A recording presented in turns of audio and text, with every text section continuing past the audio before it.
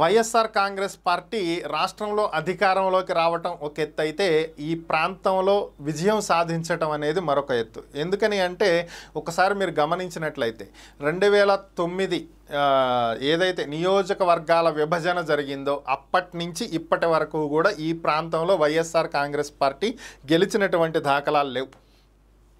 అదే విశాఖ. సో అందుకనే 2019 తర్వాత ఈవెన్ 2019కి ముందు 14లో అప్పుడు విజయమ్మ గారే విశాఖలో నుంచున్నా కూడా గెలవలేనటువంటి పరిస్థితి ఏర్పడింది. సో అందుకే 2019 తర్వాత చాలా ఫోకస్ పెట్టారు దీని మీద. 2019 తర్వాత అందుకే 3 రాజధానుల అంశాన్ని తెర మీదకి తీసుకురావడం జరిగింది. విశాఖకు ఒక రాజధానిని కేటాయించి మేము ఇక్కడి నుంచే పరిపాలన చేస్తాం, విశాఖను అభివృద్ధి చేస్తాం, ఉత్తరాంధ్రను అభివృద్ధి చేస్తామని చెప్తున్న రీజన్ కూడా అదే. ఇక ఆంధ్ర ఎలాగూ అమరావతి రాజధానిగా కొనసాగుతుంది అని చెప్పి ఇక్కడ వాళ్ళకి చెప్తున్నారు. అటు రాయలసీమకు అన్యాయం చేశాము అనేటువంటి పేరు రాకుండా ఉండటానికి న్యాయ రాజధాని అని చెప్పి 3 రాజధానులు అంటూ చెప్పుకుంటూ వచ్చారు. సో ఓవరాల్గా విశాఖను క్యాప్చర్ చేయటమే ఇక్కడ మెయిన్ టార్గెట్ అనుకోవాలి సింపుల్గా చెప్పాలంటే.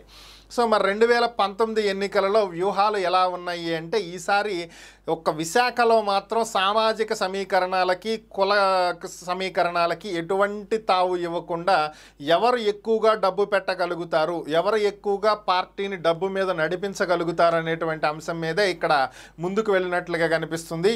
దీనికి మనం చూసుకున్నట్లయితే విశాఖ ఈస్ట్లో చూసినట్లయితే రామకృష్ణ గారికి టీడీపీలో ఉన్నటువంటి రామకృష్ణ గారికి పోటీగా ఎంపీగా ఉన్నటువంటి ఎంవివి సత్యనారాయణని తీసుకొచ్చి నిలబెట్టడం జరిగింది. సో ఇక్కడ వైసీపీ 3,000 ఇస్తే టీడీపీ 2,000 ఇచ్చింది అనేటువంటి వాదనలు వినిపిస్తున్నాయి ఓటుకి. సో ఓవరాల్గా బహిరంగంగా ఓట్లు కొంటున్నారు అనేది ఇక్కడ క్లారిటీ.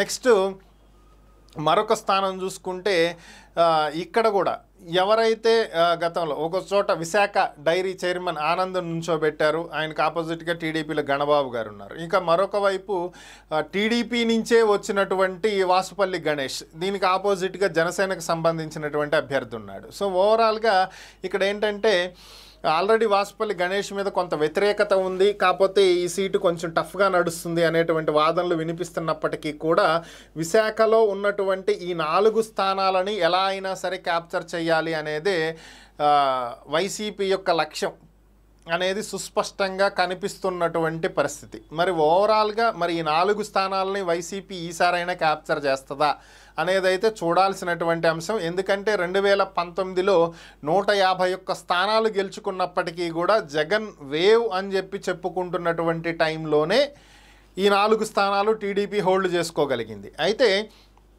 తర్వాత వచ్చినటువంటి స్థానిక సంస్థల ఎన్నికలు చూసుకుంటే విజయసాయి రెడ్డి గారి ఆధ్వర్యంలో విశాఖ గ్రేటర్ విశాఖ కార్పొరేషన్లో భారీ స్థాయిలో YSR Congress party clean sweep చేయగలిగింది. కానీ మరి ఇప్పుడు అదే పరిస్థితి కొనసాగుతుందా? అదేవిధంగా ఏదైతే స్థానిక సంస్థల ఎన్నికల్లో హవా చూపించిందో వైసీపీ, అలాగే మరలా ఈ సార్వత్రిక ఎన్నికల్లో చూపించి ఈ 4 స్థానాలని కైవసం చేసుకుంటుందా? 4 కాకపోతే ఒక స్థానాన్నైనా పొందగలుగుతుందా అనేది అయితే చూడాలి. మరి ఈసారి కూడా ఈ 4 స్థానాలు టీడీపీకే వచ్చే అవకాశం ఉంది అని చెప్పి కొన్ని సర్వేలు చెప్తున్నాయి.